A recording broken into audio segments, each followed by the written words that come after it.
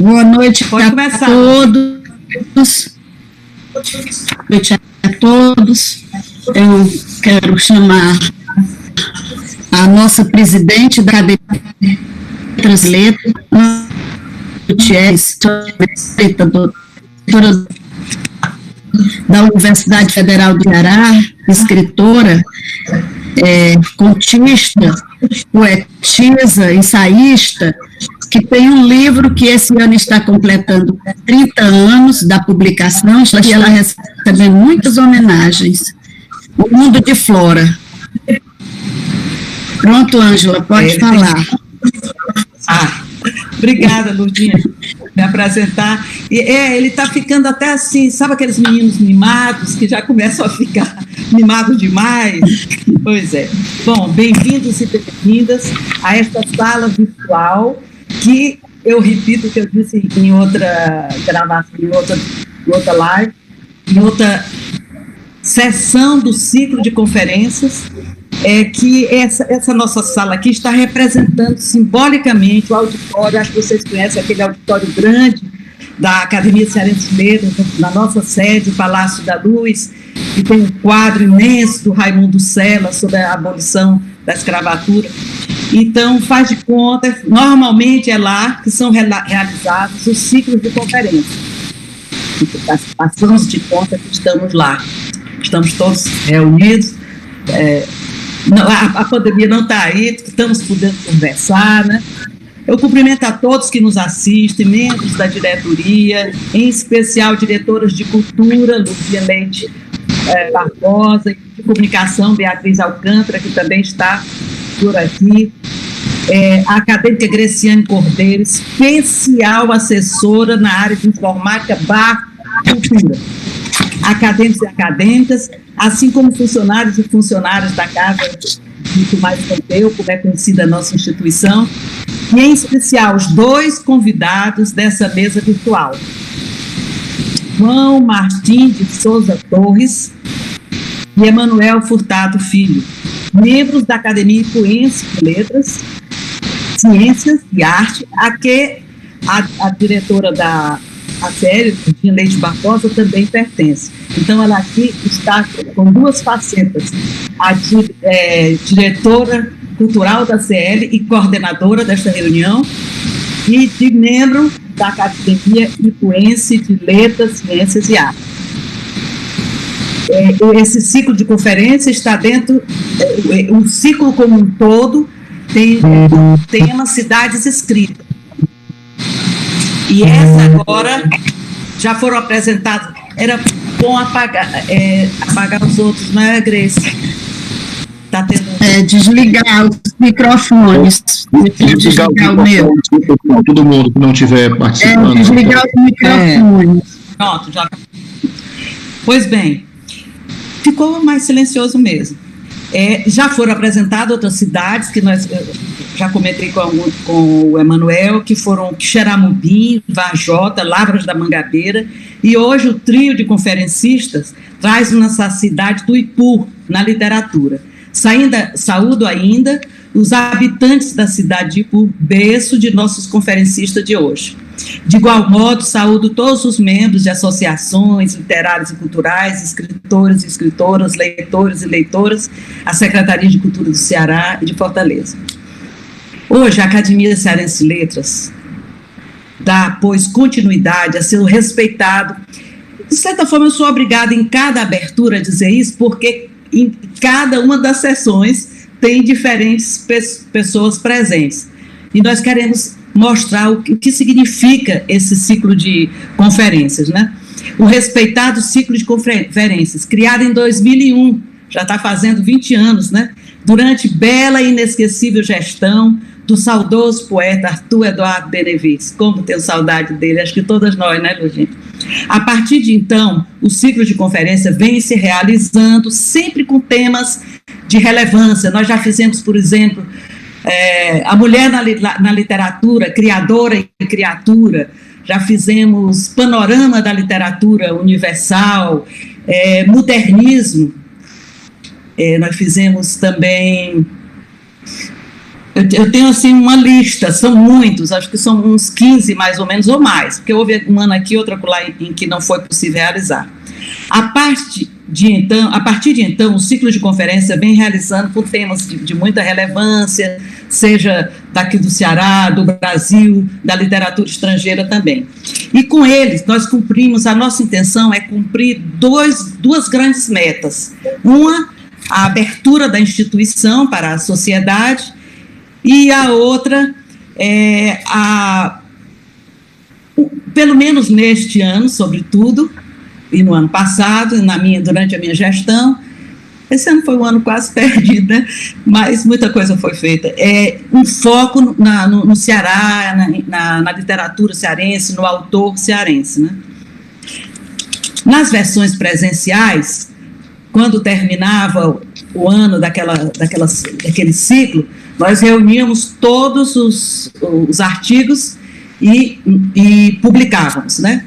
Estou colocando no passado, mas no presente, porque nós temos 3 que ainda não foram publicados e que este ano eu pretendo, espero que seja ainda em janeiro, mas nunca se sabe, que às vezes não entregam na hora, né? Mas estou preparando 3. O de Raquel, né? Se lembra? Não é o de... Não, Iracema, 150 anos. Depois foi Fortaleza, você participou, Lourdinha, até com a Fortaleza de Raquel. A cidade de Fortaleza na literatura, e o outro foi literatura e história.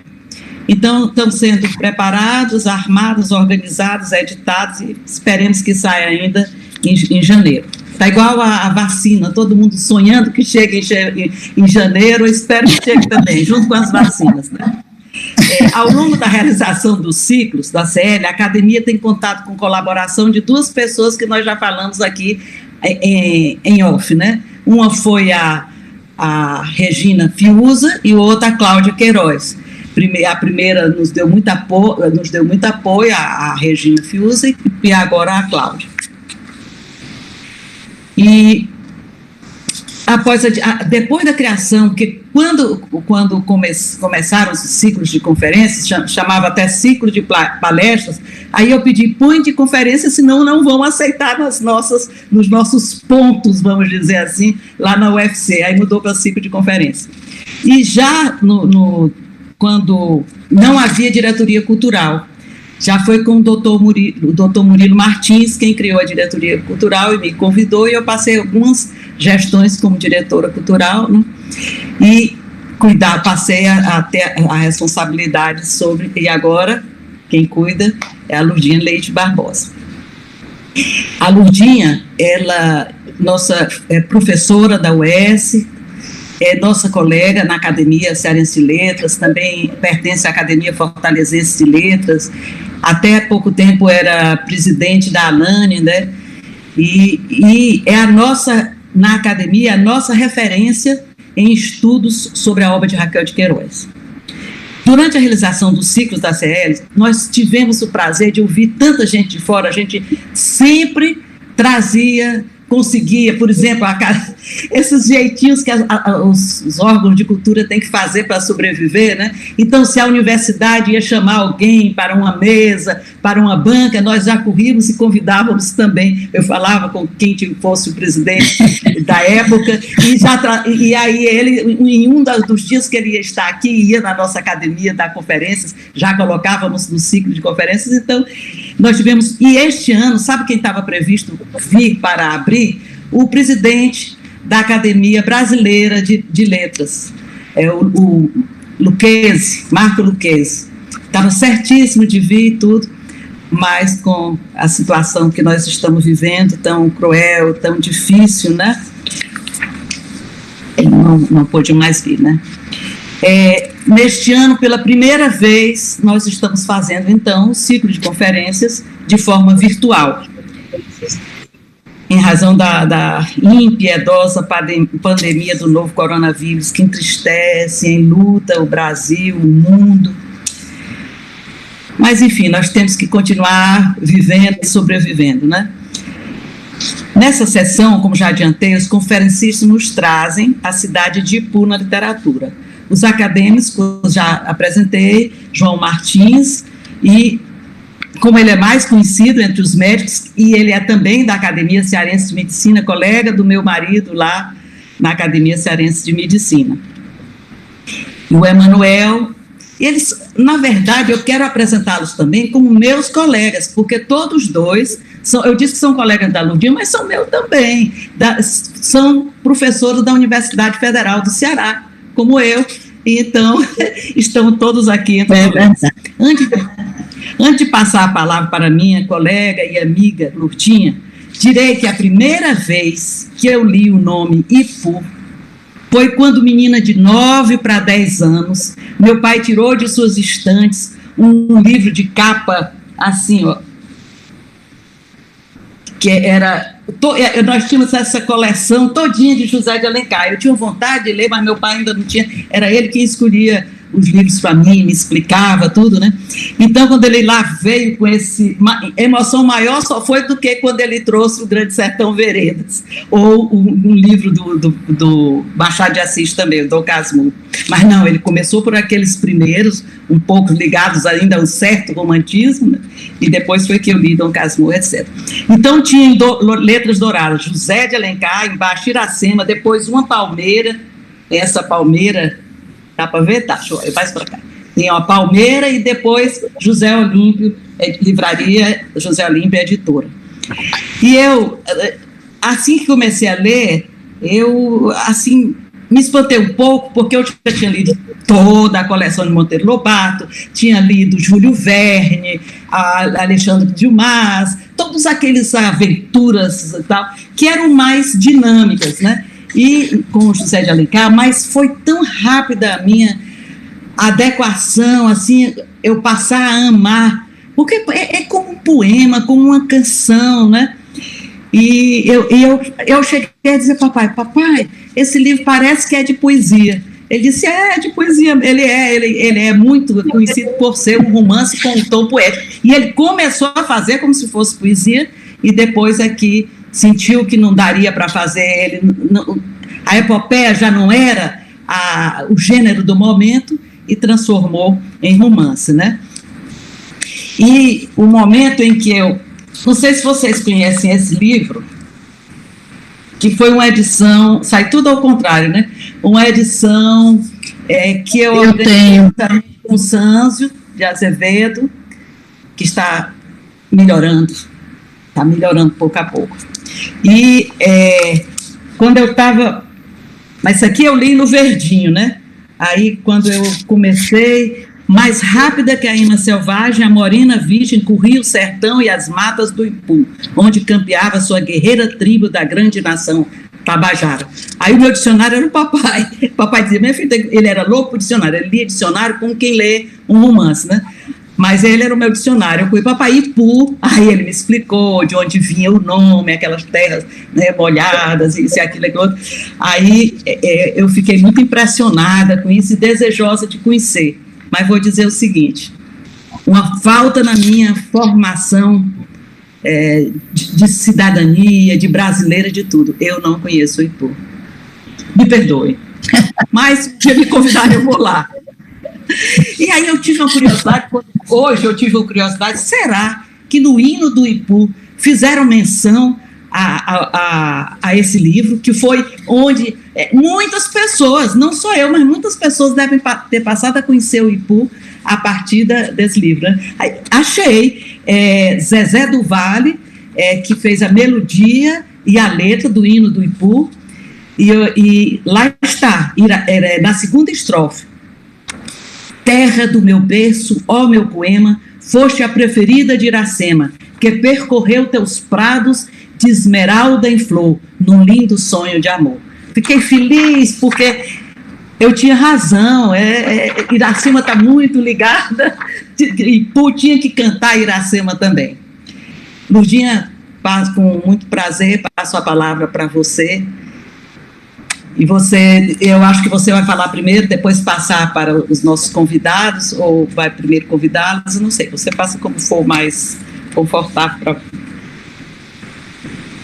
Ângela, o primeiro hino do Ipu, quem fez o hino foi o meu bisavô, foi Tomás de Aquino Correia, mas eles fizeram essa nova versão, que é Zezé do Vale. Boa noite a todos, é um prazer enorme, uma alegria muito grande. Boa noite aos colegas da Academia Cearense de Letras e aos colegas da Academia Ipuense de Letras, Ciências e Artes. Bom, recebê-los no ciclo de conferências Cidades Escritas da Academia Cearense de Letras, os escritores, ou melhor, 2 acadêmicos da cidade de Ipu, Emanuel Furtado Filho e João Martins de Souza Torres, é uma alegria muito grande. São 2 queridos. O João é um amigo muito próximo que eu ganhei quando entrei na Academia Ipuense. Nós nos tornamos muito amigos próximos. Eu quero muito bem a ele. O Emanuel é meu primo ainda. É também muito querido. Antes de apresentar o currículo dos 2, darei algumas informações sobre a Academia Ipuense de Letras, Ciências e Artes, a qual ambos e eu pertencemos. A ILCA está bem estruturada e organizada. Quem visitar sua sede, pode constatar. Situada no centro da cidade, numa casa agradável, possui 2 bibliotecas abertas ao público, uma delas destinada somente à literatura de cordel. Também uma galeria de fotos dos acadêmicos. Além de cultivar e incentivar a literatura, a ciência e as artes, a Academia Ipuense promove diálogos e encontros com outras academias. Minha gente, com outras academias e instituições culturais, principalmente da Redondeza. Possui acadêmicos correspondentes em cidades de nosso estado, acho que como Crateús, Sobral, Varjota, Tianguá, e também em outros estados, como Piauí, Santa Catarina, Minas Gerais, Rio de Janeiro. Seus presidentes executam seu papel com a dedicação e o entusiasmo necessário à manutenção da vivacidade do espírito, porque toda e qualquer academia, se não tiver essa preocupação, esse entusiasmo, a vida não será muito longa, tem que ter uma vida muito longa. Então, eles têm esse cuidado, os ex-presidentes, o presidente atual e todos os que já foram presidentes. Seu atual presidente é o acadêmico coronel engenheiro Francisco Martins de Souza Torres, irmão do João. Seus antecessores comandaram a academia com o mesmo dinamismo. Sebastião Valdemir Mourão, Manuel Evandro Uchoa Lopes, Abílio Lourenço Martins, Cláudio César Magalhães Martins e Natália Viana Soares. Todos foram excelentes presidentes. Ipu já foi cantado por muitos de seus filhos ilustres, mas sua maior glória, como a Ângela acabou de falar, foi José de Alencar, pai do romance brasileiro, ter escolhido suas matas como local de origem da personagem Iracema, em sua lenda poética sobre a fundação do estado do Ceará. Parafraseando Casimiro de Abreu, todos cantam sua terra, também vou cantar a minha, num canto intimista e breve, conduzido pelas recordações de uma menina que visita a cidade onde nascera. Aquelas vivências mágicas ficaram gravadas nas retinas, a começar pela viagem de trem. Na partida, era um rosário de recomendações da parte de minha mãe. Não desobedeça a Tilda e ao Xavier, que eram os meus tios, onde eu ficava hóspede. Xavier e Tilda Timbó, Herotildes. Esqueça de visitar o tio e a Babaia. Esses eram meus tios, o Edgar Correia e a Babaia, que era a Maria Correia, que depois foi casada, primeiro foi casada com um tio meu, Alto Aragão, que foi deputado pelo Ipu e 2 vezes prefeito de Crateús, e depois casou com o meu tio José Dias Martins.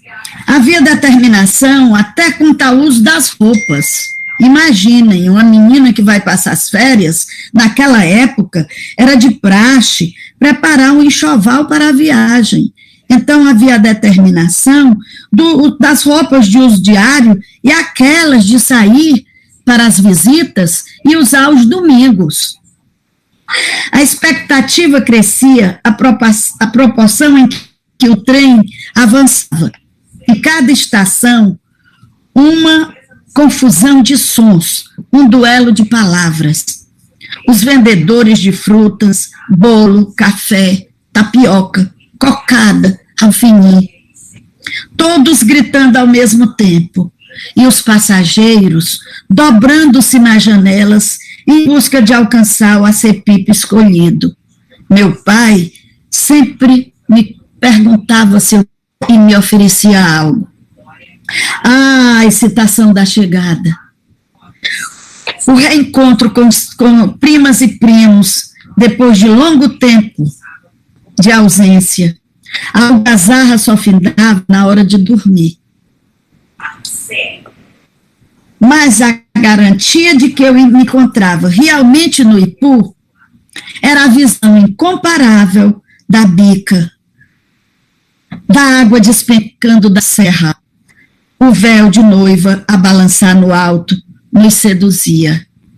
Mas o banho no Gangão, terras do meu tio, que era a gente chamava apenas de tio, era a verdadeira festa. A meninada brincava sob as mangueiras, corria e se metia embaixo das cachoeiras.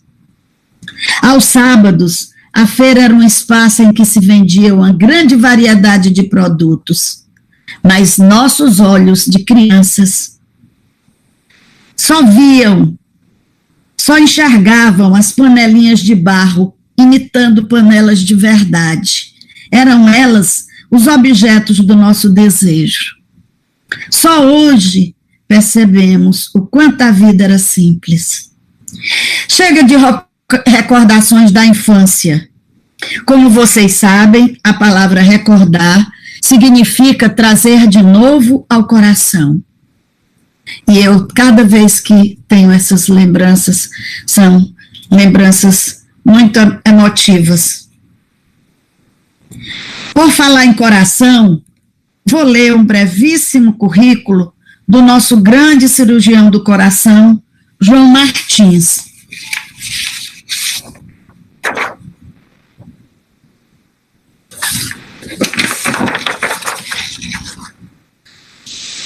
Depois eu leio do Emanuel, mas eu vou chamar primeiro o Emanuel por ordem alfabética. João Martins de Souza Torres, professor de cirurgia cardiovascular da Universidade Federal do Ceará, membro titular da Academia Cearense de Medicina, membro titular da Academia Ipuense de Letras, Ciências e Artes, membro titular da Academia Cearense de Médicos Escritores, membro especialista da Sociedade Brasileira de Cirurgia Cardiovascular, professor de alemão do Centro de Cultura Germânica da UFC. O João, eu vou deixar para chamar depois, vou agora ler o currículo do Emanuel e vou chamar primeiro o Emanuel, porque eu chamo geralmente por ordem alfabética, né, Ângela? Emanuel Furtado Filho, advogado, professor da Faculdade de Direito da UFC, escritor, coordenador do Núcleo de Prática Jurídica da UFC, doutor em Direito pela Universidade de Paris, mestre em Direito pela Universidade Le Havre, na França, bacharel em Direito pela Universidade Federal do Ceará, membro da Academia Ipuense de Letras, Ciências e Artes, membro da Academia Brasileira de Cultura Jurídica. Com a palavra, Emanuel Furtado Filho. Muito obrigado. Boa noite, Emanuel. Boa noite. Muito obrigado por esse convite. Eu fico muito honrado. Vocês não sabem o tamanho da minha honra e da minha alegria de estar aqui hoje.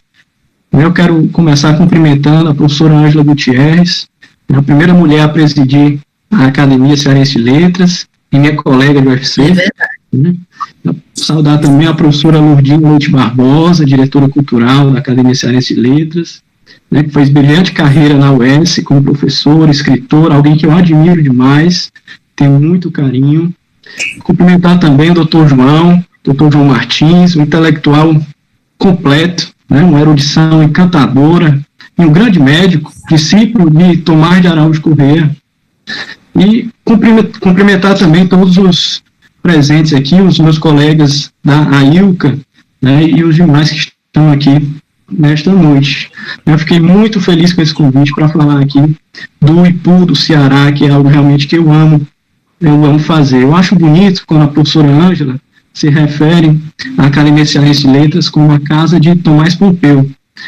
De fato, é uma referência muito justa, porque é possível falar sobre a cultura do Ceará sem fazer referência a essa figura, que fundou a Academia Francesa, a Academia Cearense de Letras, a Faculdade de Direito, foi professor de Direito Constitucional da Faculdade de Direito, que é a disciplina que eu leciono hoje, ao lado do professor Dimas Macedo, que há pouco era também a disciplina do professor Paulo Bonavides, todos eles acadêmicos aqui, da Academia Cearense de Letras, então, e filho do senador Pompeu, E, assim, como, da mesma forma que a gente não pode falar em cultura no Ceará sem se referir a essas duas figuras, também não se pode falar em cultura no IPU sem fazer referência a um outro Tomás, o Tomás de Aquino Corrêa, que a professora Lourdinha já fez referência, que é o avô do meu avô.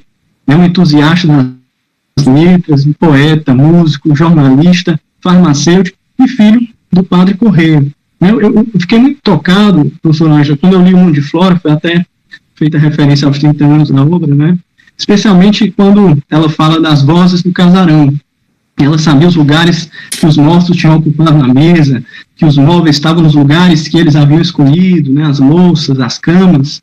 Eu também senti isso durante toda a minha infância, me tocou muito isso, porque realmente essa questão das raízes familiares, sociais, culturais, são os que nos dá a identidade, E eu parabenizo a Academia Cearense de Letras, por fazer um evento como esse, um evento em que a gente pode conversar sobre a nossa cultura, sobre as nossas raízes e manter vivas e efervescentes a nossa identidade.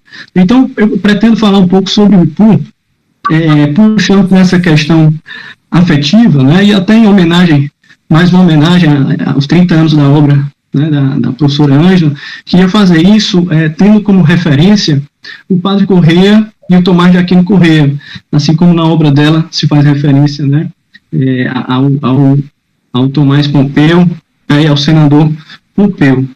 Então, o IPU, como diz o professor Navarro, o professor da USP, no seu método moderno de tupi antigo, o fonema I, que é representado pela letra Y, na língua geral, tupi, significa água. Ipu significa barulho, né? Uma palavra onomatopeica, Ipu. Portanto, é um nome que significa barulho da água, fazendo referência às águas, né? Que lá do alto da Serra da Ibiapaba rolam e caem majestosamente para formar a chamada bica do Ipu.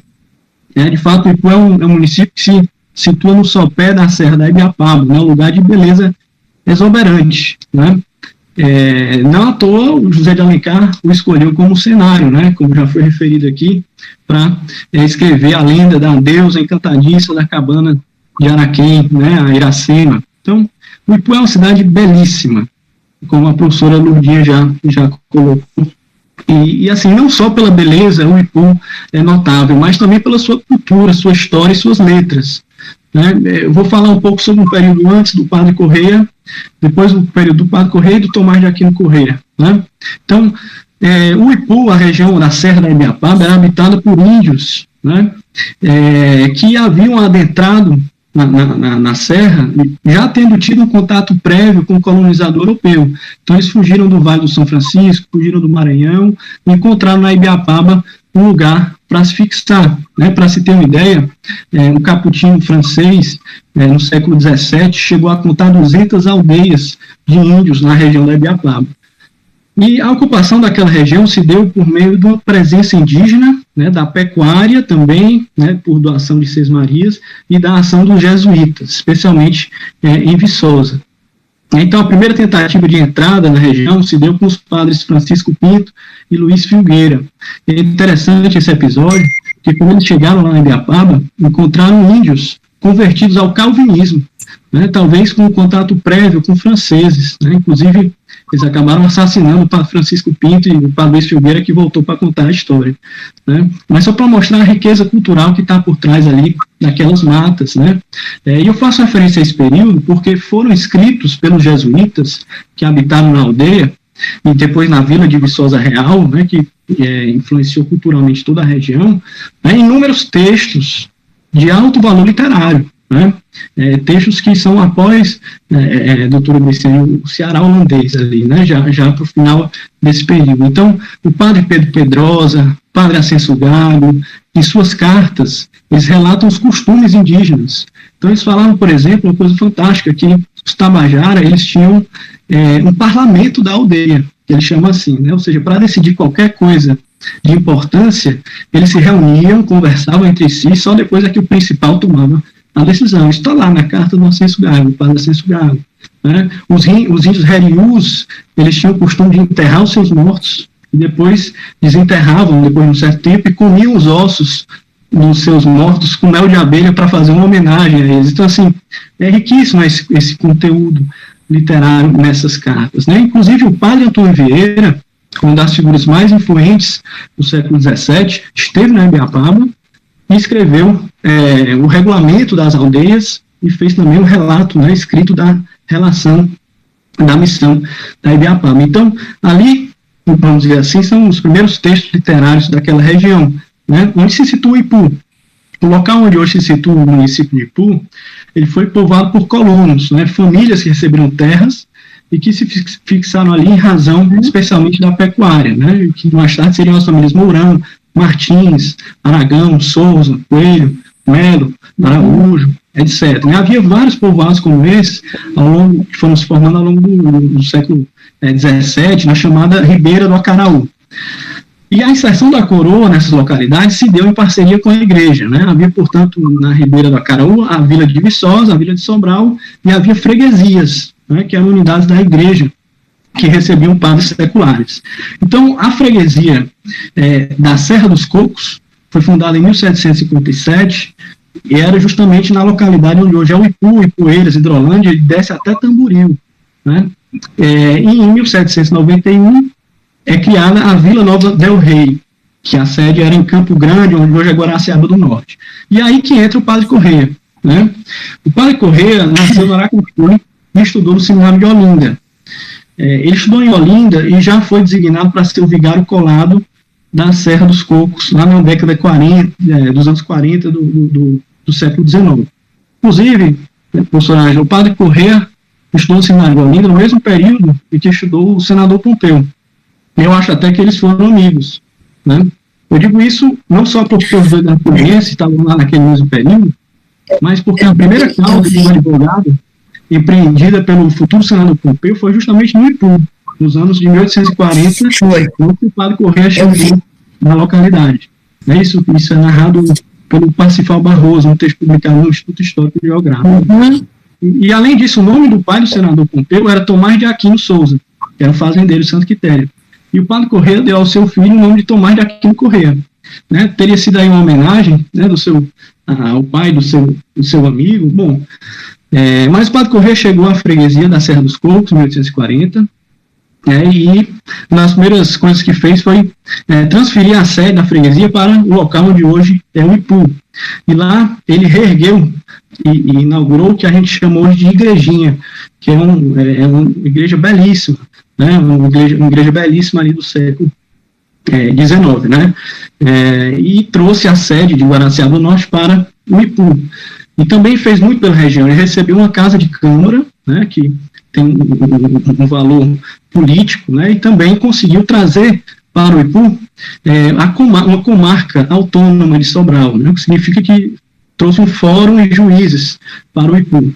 E eu acho importante mencionar isso, porque cerca de 10 anos mais tarde, fundado o fórum lá do Ipu, se muda para lá ninguém menos que o grande Antônio Vicente Mendes Maciel, né, o Antônio Conselheiro, que era casado com uma jovem conhecida por Mariazinha, né, lá do Ipu. Ele foi advogar lá no Ipu, advogou por um tempo, inclusive advogava até de graça para as pessoas pobres, né, e foi lá no Ipu que aconteceu um evento trágico, né, que muitos dos biógrafos do Conselheiro apontam como sendo a grande virada da sua vida, né, que ele acabou encontrando a esposa dele, traindo ele com um policial da família Souza. E aí, depois disso, ele tem aquela grande virada de vida e vai seguir o sertão, né, peregrinando pelo sertão até, né, fundar o povoado de Canudos. Só um parênteses, que na localidade onde ficava a casa do Antônio Conselheiro, depois surgiu uma bodega lá, e o senhor que era dono da bodega, isso para contar o caos da cidade, né, era muito, muito gentil, e de repente ele ficou muito irritado, muito violento, só andava mal-humorado, né, e aí por essas épocas, né, chega a notícia lá no Ipu da guerra de Canudos e da morte do Antônio Conselheiro. Aí, em uma dessas conversas de interior, como aconteceu, por exemplo, entre o Francisco e a Encarnação, né, nos sinos da Encarnação, professor, numa dessas conversas, né, o pessoal começou a saber da morte do Antônio Conselheiro e passou a associar a mudança de comportamento do dono da bodega com a morte do Antônio Conselheiro, como se ele tivesse, sei lá, amaldiçoado as casas, né. E hoje essa rua se chama Canudos, e o bairro também, Canudos é um bairro do Ipu, em homenagem aí ao Antônio Conselheiro, né.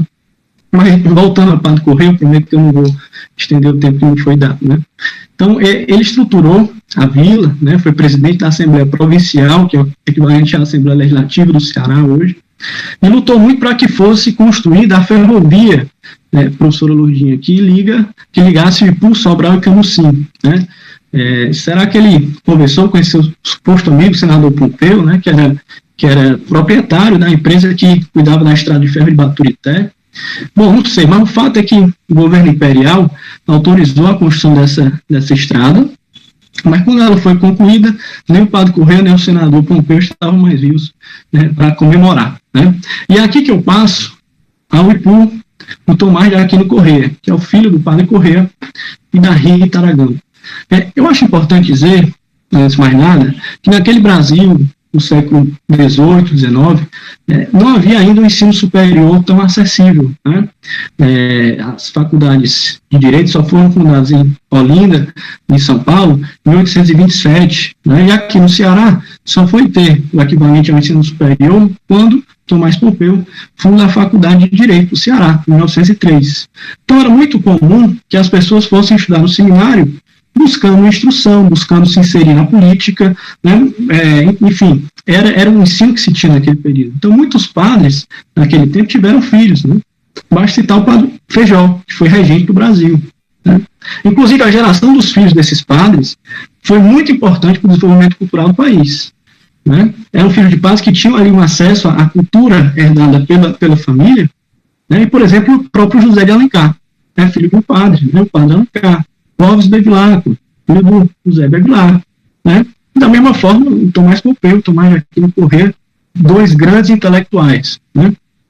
E, enfim, voltando para o Tomás de Aquino Corrêa, né? O período do Tomás de Aquino Corrêa foi o período que a gente pode chamar assim de Belle Époque ipuense, né? E eu diria que isso tudo está muito ligado à Estrada de Ferro, professor Lourdinha, né? Que dava acesso ao povo de Camusim, como você muito bem falou, e também como está muito bem retratado na sua obra sobre o grande Geminiano Maia, né? O Barão de Camusim. Então, o trem e o telégrafo chegam ao Ipu ali no final do século XIX, 1896. E hoje o pavilhão, que é a estação rodoviária, inclusive é um prédio muito bonito e tombado pelo IFAM, né? Então, foi um período de grande prosperidade intelectual, né? Acompanhando o movimento que também acontecia em Fortaleza, né? Enquanto em Fortaleza, o Tomás Pompeu fundava a Academia Francesa, Rodolfo Teófilo, Osório de Paiva fundava o Clube Literário, né? O grande Antônio Salles fundava a Padaria Espiritual, né? Inclusive o Aves de Arribação, do Antônio Salles, faz referência à cidade fictícia de Ipuçaba, que por acaso é o nome do rio, né? Que como a gente chama a água que desce lá da Blica, que é o Ipuçaba, né? Pois bem, ele estava aqui fundando a Padaria Espiritual, mais tarde também Tomás Pompeu funda a Academia Cearense de Letras, funda a Faculdade de Direito. Quando esse movimento de abolição cultural no final do século XIX estava acontecendo em Fortaleza, lá no Ipu, Tomás de Aquino Corrêa, Abílio Martins e outros grandes intelectuais fundaram em 1886 o Gabinete de Leitura Ipuense, né? Inclusive, uma das primeiras conferências proferidas no Gabinete de Leitura Ipuense foi de ninguém menos do que Raimundo de Farias Brito, né? O maior filósofo brasileiro, natural de São Benedito, né? Que foi convidado e aceitou o convite para proferir uma conferência lá no Gabinete de Leitura. E faziam parte desse movimento cultural, no final do século XIX, início do século XX, muitos intelectuais, assim, vou citar só alguns, porque eu poderia citar aqui centenas, né, mas vou citar só alguns, né, aleatoriamente. Né? Por exemplo, Leonardo Mota, né, um grande folclorista, poeta, Leonardo Mota, que advogou e foi promotor no Ipu, e era irmão do vigário da época, no Ipu, inclusive, foi um dos que fomentou, né, esse momento. Né? Eusébio de Souza, que foi membro do Instituto Histórico Geográfico, inclusive tem textos belíssimos sobre o Ipu publicados na revista do Instituto, por ele, né? Foi magistrado no Ipu, também fez parte desse movimento. Apolônio de Barros, também magistrado no Ipu. Abílio Martins, né, que eu me referi há pouco, formado na Faculdade de Direito do Ceará, provavelmente aluno do Tomás Pompeu, que era chefe de polícia lá no Ipu. Né? Oswaldo Araújo, também bacharel em Direito, e a casa dele, hoje, a casa dele é a sede da AILCA, né? Francisco das Chagas Pinto e Francisco Araújo, formados em Medicina no Rio de Janeiro. É desse período também que Arquimedes Memória, um arquiteto ipuense, né, que foi estudar na Escola Nacional de Belas Artes no Rio de Janeiro, retorna para o Ipu ainda estudante e projeta a atual igreja matriz do Ipu. Né? Então foi um momento de grande abolição cultural no Ipu. E a AILCA hoje é herdeira desse processo, dessa tradição cultural. Né? Então, o Tomás de Aquino Corrêa, ele atuou, né, como fomentador da cultura, atuou também como jornalista. Né? Aqui em Fortaleza, estava circulando o Pão, da Padaria Espiritual, lá no Ipu, estava circulando o Sol, o Ipuense, a Brisa, Gazeta do Sertão, que eram periódicos com crônicas, contos, poemas, enfim, desse grupo de grandes intelectuais daquele período. E também o Tomás Pompeu se destaca como sanitarista. Né? 2 anos depois de fundada a estação ferroviária, lá no Ipu, ele abre a sua farmácia, o PH, né? A farmácia Iracema, né? Cujo prédio ainda hoje está lá, de pé. Né? E é daí que vem essa tradição sanitária da família, né? Da família do meu avô. Né? O Tomás de Aquino Corrêa e a Cândida Corrêa tiveram como filho o Edgar Corrêa, né? Dentre outros, como a professora Lourdinha mencionou, o Edgar Corrêa deu continuidade à farmácia do seu pai, né, e o Edgar Corrêa é pai do Dr. Tomás de Araújo Corrêa, de quem o Dr. João Martins é discípulo, meu avô, que se formou em medicina na Bahia nos anos 40 e voltou e se instalou lá no Itu. E hoje eu tenho um tio, o Dr. Luiz Gonzaga, que dá continuidade também a essa tradição. Né? Então, meu avô foi contemporâneo de grandes expoentes, né, como Milton Dias, que foi aqui da Academia Cearense de Letras, nasceu no Itu, na Rua da Goela. Né? Doutor Emanuel, sem ser inoportuno, eu gostaria só que observasse o tempo. Perdão, me perdoe, já vou concluir. Né? Então, Raquel de Queiroz também, professor que andou lá pelo Itu, escreveu uma crônica sobre a maternidade Francisca Araújo, né? Sobre a forma como foi recebida. Enfim, é uma honra para mim estar aqui, eu quero agradecer, peço desculpas se eu ultrapassei o horário, né? Mas, assim, não foi outro motivo, senão o entusiasmo daqueles que amam. Eu voltei da França para o Brasil justamente porque entendo que é um dever nosso, né, de preservar a nossa cultura, a nossa gente, a nossa tradição. Eu acho que não é a melhor forma de fazer isso, senão por meio de eventos como esse, né, por meio de ensino, etc. Então, muito obrigado, peço desculpa por ter extrapolado o tempo. Obrigado, boa noite. Obrigada, Emanuel, foi belíssima a sua fala, adorei. Muita coisa que você falou, depois a gente comentar. Agora eu queria chamar o nosso amigo João Martins.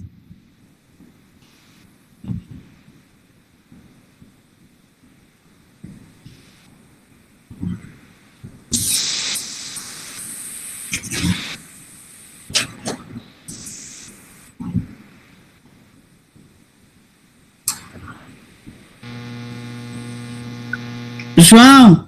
Estão me ouvindo? Perfeitamente. Pronto, pode falar. Bom, foi ótimo, Emanuel. Foi ótimo. Muito bom. Você fez aquilo que eu também pesquisei. Estou de acordo com tudo que você disse. Esse rapazinho aí, Emanuel, eu recebi alguns livros em francês. Eu tenho alguns livros centenários, aproximadamente uns 30. Tudo em francês, que era a língua do momento. Eu também sobre leis e oferecer ao jovem futuro jurista. Ele ainda era imberbe. E ele é um jurista. E ele vai sedimentar e ele vai brilhar. Se lembre disso que eu estou dizendo. Já está brilhando. Ângela, sinta-se convidada a ir a Itu com Oswaldo Gutierrez. Será nossa hóspede e nós vamos receber você lá com muita alegria. Não sei se vocês estão me ouvindo bem. Ok. Manuel, também eu encontrei isto que você fez. Só porque eu não vou repetir, eu achei ótimo ficar em segundo lugar. Esse negócio de ser primeiro lugar não é bom, não. Bom, uma figura fortíssima na história daquela região é de uma mulher. Eu sou um defensor de que, na profundidade, nós humanos temos um sistema matriarcal, predominantemente matriarcal. É minha convicção.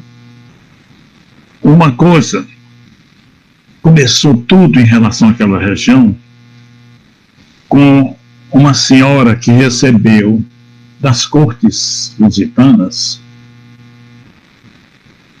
Joana, eu vou chamar Joana Mimosa, que ela foi mimosa. Joana de Paula, nome de família também. 20 mil léguas. É muita coisa. Para aquela região, com a função de colonizar e catequizar. Aí Viçosa entra. Temos que ser breves para poder. Eu vou mais comentar o que o Emanuel disse. Viçosa é viçosa. Tem o vício, o vigor. Vício não quer dizer vício. Não quer dizer erotismo. Quer dizer vigor, especialmente vegetal. E lá esteve, de fato, o padre Antônio Vieira, onde teria feito um dos seus 6 célebres sermões. Bom, eu também, eu centrei a figura maior do Ipu no padre Corrêa, como você disse, nascido em Aracati e falecido em Ipu. Eu, na minha sensação, eu acredito que o padre Corrêa escolheu dar o nome de Tomás de Aquino ao grande teórico filósofo Tomás de Aquino. Porque ele foi um teólogo, ainda é, como Santo Agostinho, que são os pilares da teologia católica.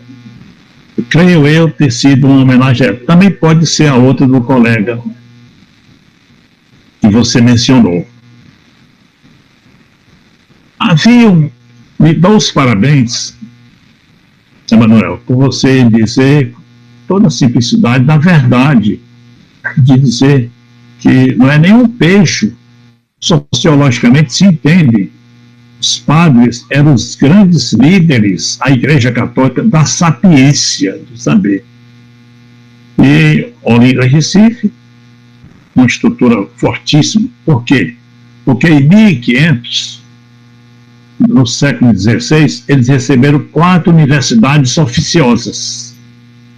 Os jesuítas, os franciscanos, os agostinianos, a igreja intelectual. E o padre Bevilacqua de Viçosa, uma vez o doutor Tomás, por quem eu tenho profundíssima admiração, e não é graciosidade, é porque eu sou ganancioso pelo saber e pelo fazer corretamente. Ele é meu espelho. Ele me contou, e eu sempre guardei segredo disso, eu não me sentia à vontade. Ele disse que uma vez o bispo estava visitando Ipu, e quando passou um jovem, estava na sala de visita, aquelas cadeiras de palhinha, ele disse assim: "Este é meu filho." Aí o bispo disse: "Afilhado?" O doutor Tomás me contou: "Afilhado não, filho."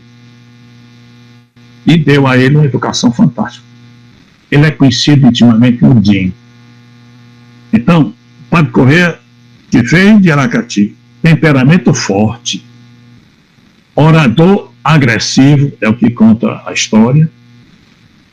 Naturalmente, ele lutou pelo Ipu, ele saiu lá, Serra dos Cocos, lá, veio para o Ipu, e lá ele foi fundamental. Eu concordo com você.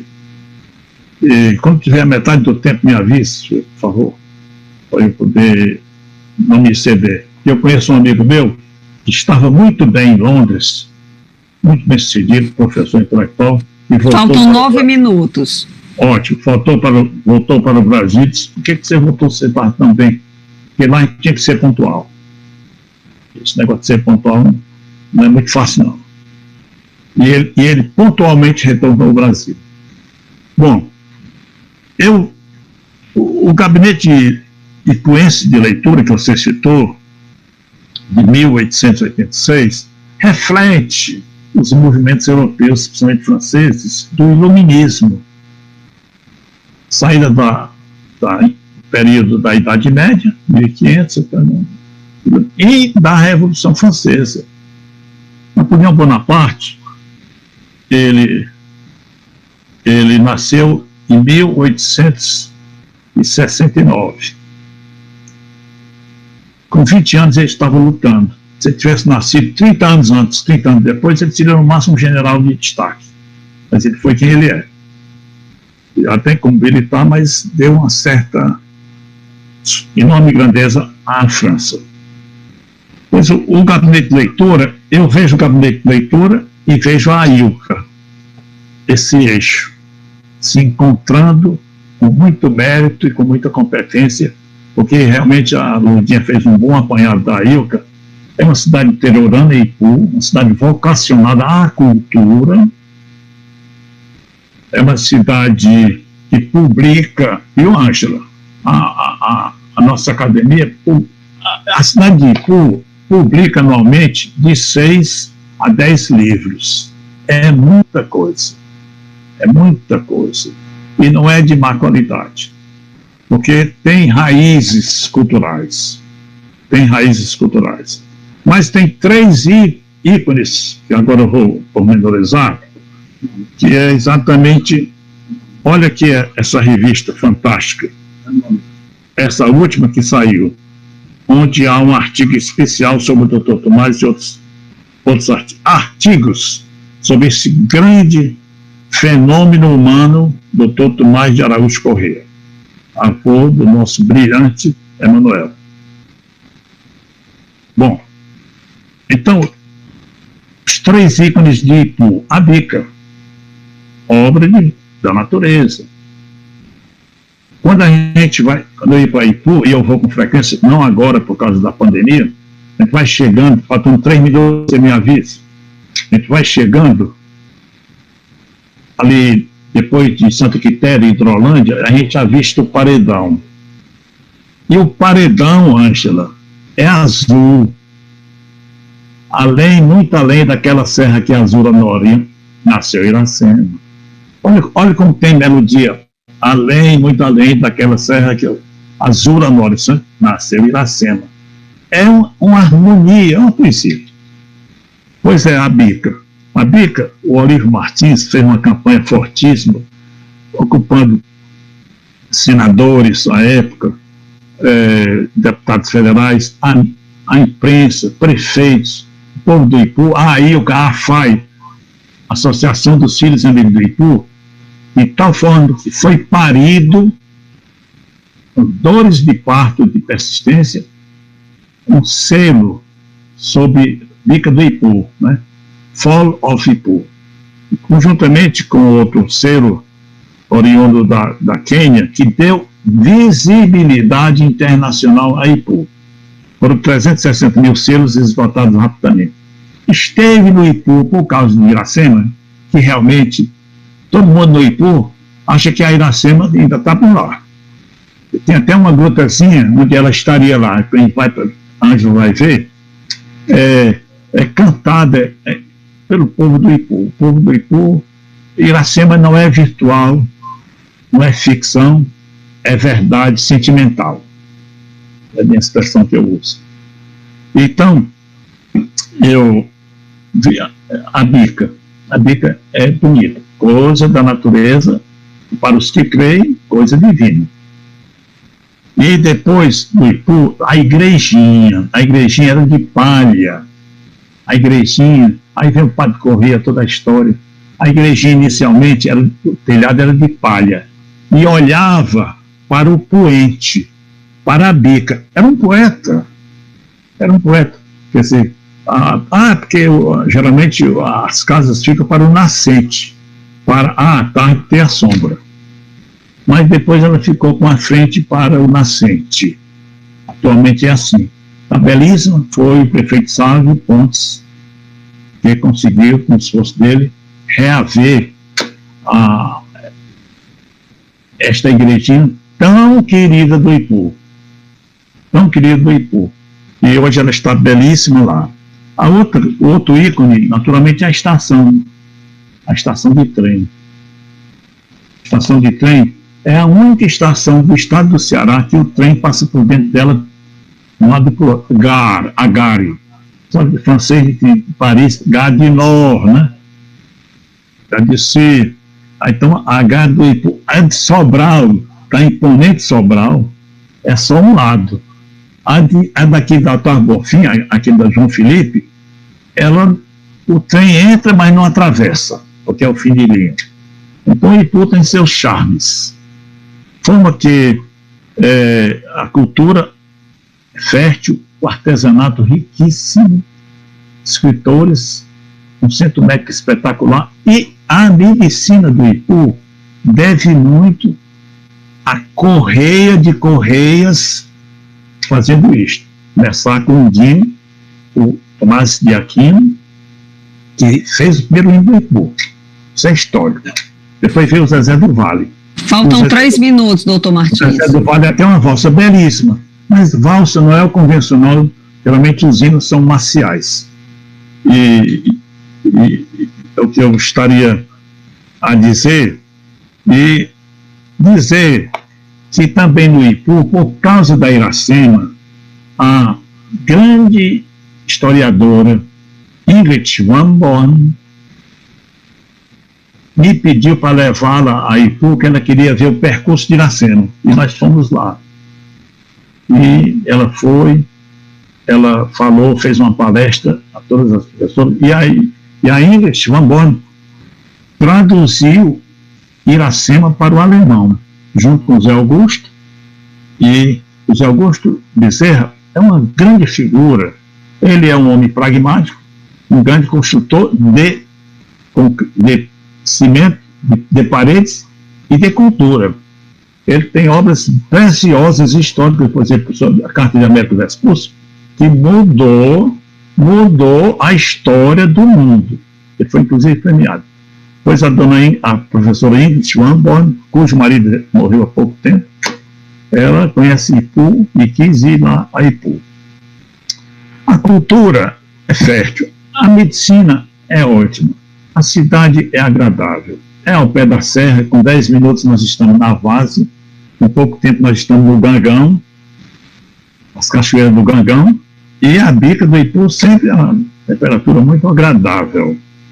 Eu agradeço, em nome dos ipuenses, a Academia Cearense de Letras, de 1894, né?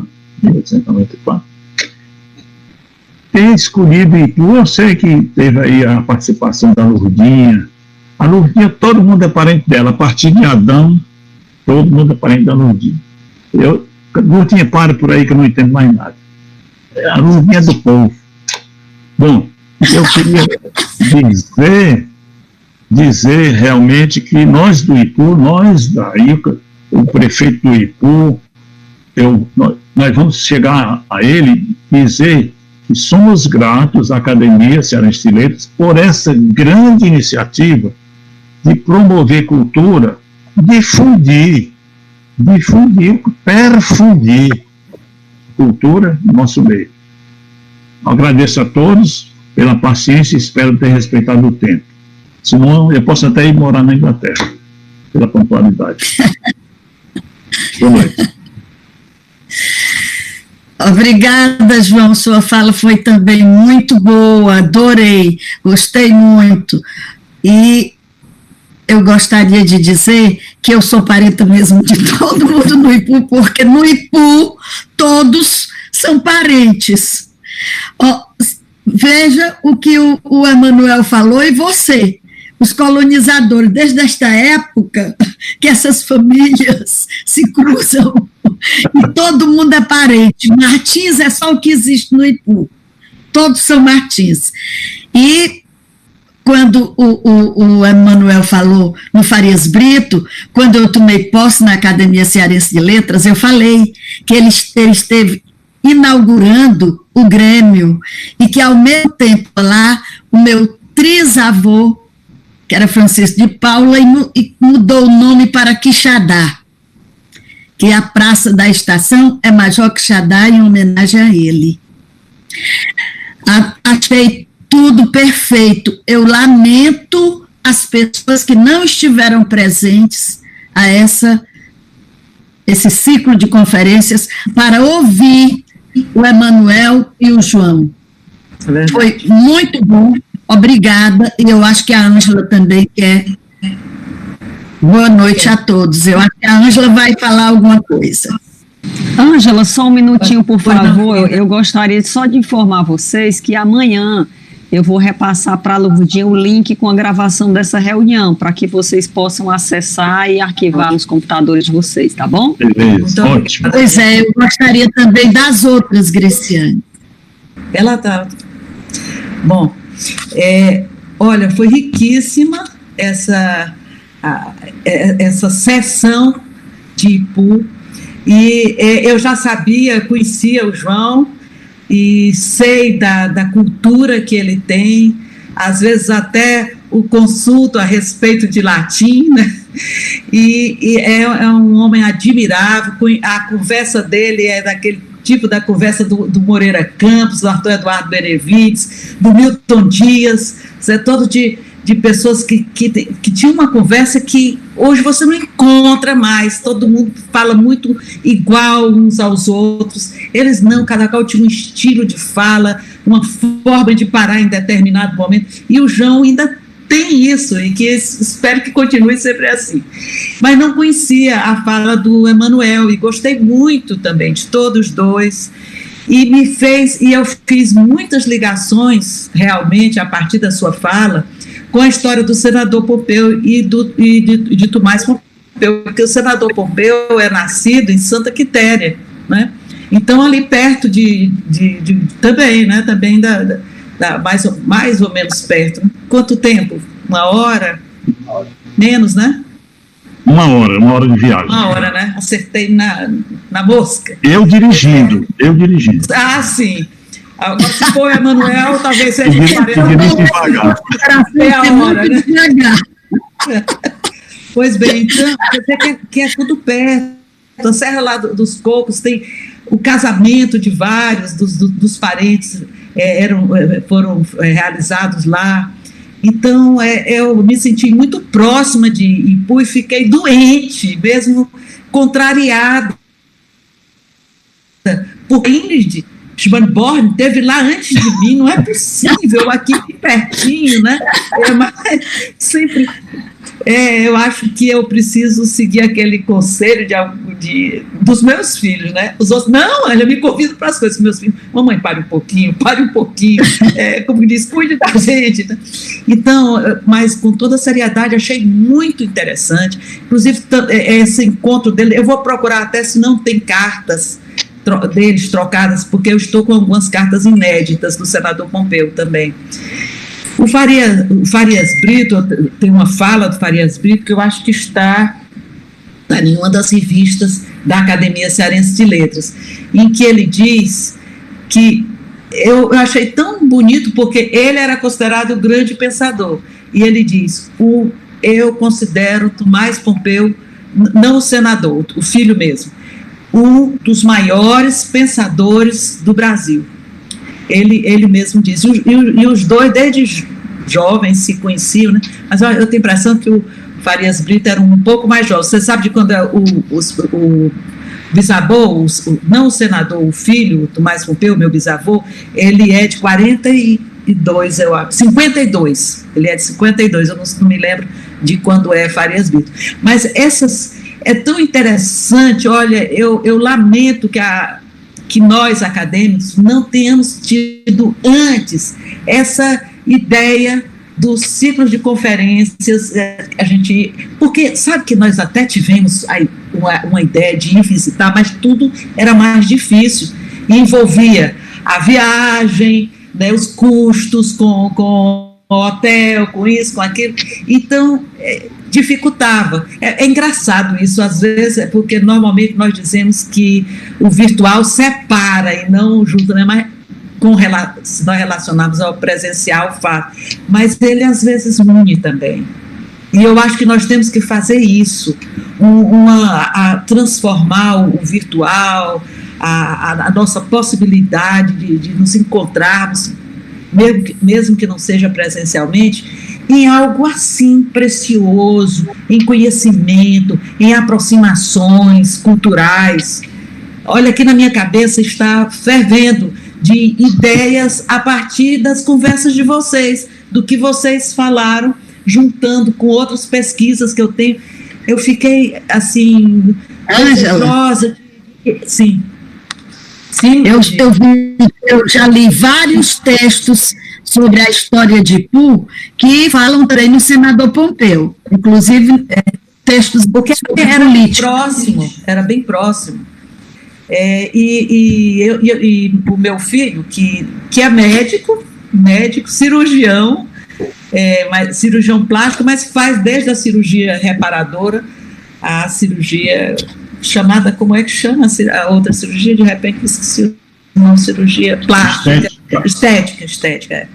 Então, ele é louco por história.